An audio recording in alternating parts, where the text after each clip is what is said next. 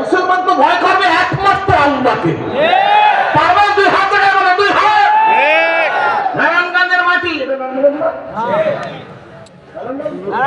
আমি জিজ্ঞাসা করি পুরানা ভাষা কোন কোন জওয়ান দাঁড়িয়ে বলতে পারে জীবনটা আল্লাহর জন্য তৈরি করবো? দাঁড়িয়ে দেখাও, দাঁড়িয়ে দেখাও, দাঁড়িয়ে দেখাও। জীবনে কোরআনের জন্য জীবন দিতে তৈরি আছি। আমাদের প্রধান অতিথি জানে জোরে বলেন আলহামদুলিল্লাহ। খুশি না মজা?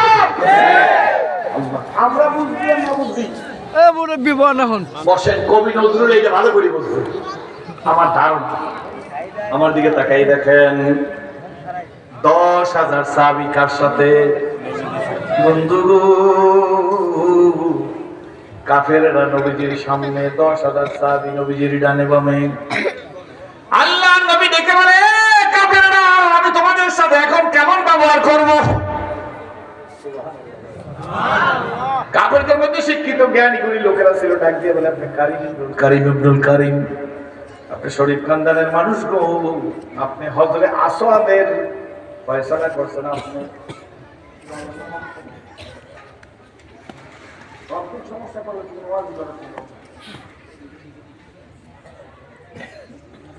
কি বলছেন? আপনি হযরতে আসওয়াদের সমস্যার সমাধান দিচ্ছেন কারে বলে? নবীজিরে বলে। কারা বলে? কাফেররা বলে। কি বলেন ঠিক নেবে? ঠিক। নবী গো আপনার কাছ থেকে সেইভাবে ব্যবহার কামনা করি। সঙ্গে সঙ্গে আল্লাহ নবী একটু মুস্কি হাসি দিয়েছেন। শামাইলে তিরমিজি শরীফের মধ্যে আছে নবী যদি মুস্কি হাসি দিত পূর্ণিমার চাঁদের চাইতে নবী পাকের চেহারা উজ্জ্বল হয়ে যাইত।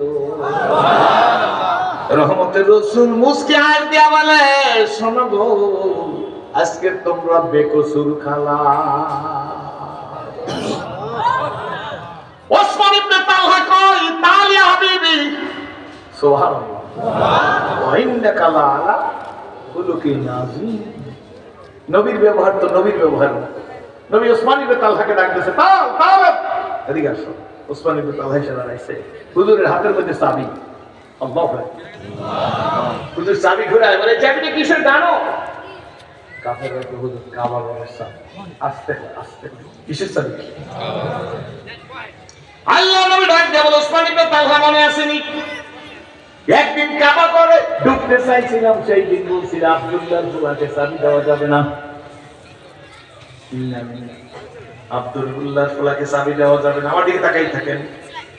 আব্দুল্লাহর ছেলেকে চাবি দেওয়া যাবে না। অন্যদিকে তাকাইতেন না। এই বুড়া আমরা তো এদিকে তাকাই বুড়ার জন্য। আব্দুল্লাহর ছেলেকে চাবি দেওয়া যাবে না।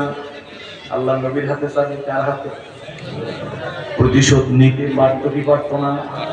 রাহমাতুল নবী সেদিন আমি নবীকে চাবি দাও নাই, কাবা ঘরে উঠতে দাও নাই। নেব না এ সালিতে তালহা বেকসুর খালাস আমি চাবি দিয়ে দিলাম। শোনো গো তোমার হাতেই চাবি দিলাম না, কিয়ামত পর্যন্ত ওসমান ইবনে তালহার বংশের লোকের হাতে চাবি থাকবে।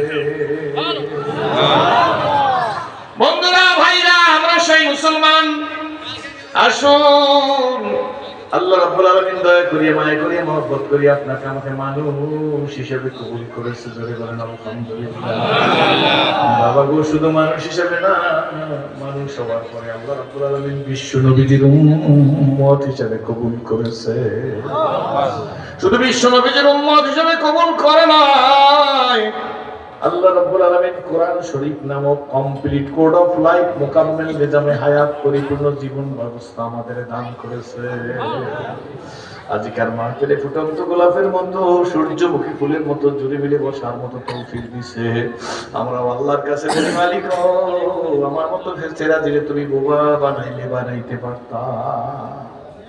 গতকালকের মাহফিলের আগের দিন আমাদের দক্ষিণ অঞ্চল কলাপাড়া একটা জায়গায় মাহফিল যে মাগরিবের পরে বয়ান করছে, তারপরে আরেকজনে বয়ান করছে, এশার পরে আরেকজনে বয়ান করছে। আমি যখন ঢুকতেছি মাহফিলের মধ্যে দেখি একজন অন্ধ লোকে বয়ান করে। ওয়াজের স্টেজে আসি নাই, ওদের চিন্তা কইরা দেখি অন্ধ একটা ছোট্ট রুমের মধ্যে একা একা বসে রয়েছে। আমি যাই একটা সালাম দিছি, অন্ধ হাতটা বাইর করে দিচ্ছে। আমি নাম বলি না, হাতটা দিয়ে যখন অন্ধের হাতের মধ্যে দিছি আমি জিজ্ঞাসা করলাম ভাই আমি কে বলেন তো দেখি। মুস্কি হাস দিয়ে কয় আপনি সিরাজ হুজুরে। আমি বললাম আমরা চেনেন? কাজু চিনি। তখন আমি আশেপাশের লোকেরা বললাম এমন অন্ধ আমার এই কণ্ঠটা শুনছে 20 বছর আগে, 20 বছর পরে আমার বলে পড়েছে সিরাজুল ইসলাম সিরাজি।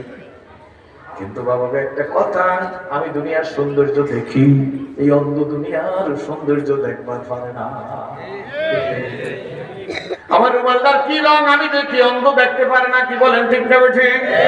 নারায়ণগঞ্জের যুব সমাজ আল্লাহ অন্ধ বানায় নাই, বদির বানায় নাই, কানা বানায় নাই, খোরা বানায় নাই, ন্যাংরা বানায় নাই, লুলা বানায় নাই, সাপ বানায় নাই, বিড়াল বানায় নাই। আল্লাহ পাক রব্বুল আলামিন একটা সুন্দর মানুষ হিসেবে কবুল করেছে। আল্লাহ যে সুন্দর মানুষ হিসেবে কবুল করলো, এই জন্য যদি আল্লাহরে এখন সেজদা দিই আব্বু, এক সেজদায় যদি কিয়ামত কায়েম হয়ে যায়, আল্লাহ যে আপনাকে আমাকে একটা মানুষ হিসেবে কবুল করছে, এই শুকরিয়া আদায় করে শেষ করবার পারবো না। কেন যুবক বিপদগামী হইলি? আহা, আমি আপনাদের কাছে জিজ্ঞেস করি, 30-40